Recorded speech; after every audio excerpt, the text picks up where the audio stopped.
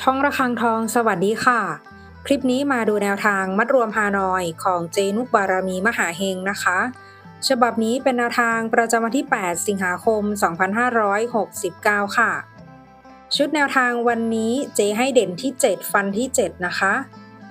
79 70 71 72ชุด3ตัว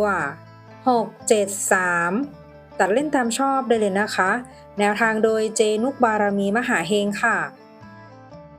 แนวทางมีเข้ามีหลุดนะคะถ้าใครเห็นเลขแล้วชอบค่อยตามแต่ถ้าไม่ชอบปล่อยผ่านก่อนได้เลยค่ะฝากกดไลค์กดแชร์กดติดตามพร้อมกดกระดิ่งแจ้งเตือนเพื่อที่จะไม่พลาดคลิปใหม่ๆจากช่องระฆังทองด้วยนะคะขอบพระคุณทุกท่านที่เข้ามารับชมค่ะ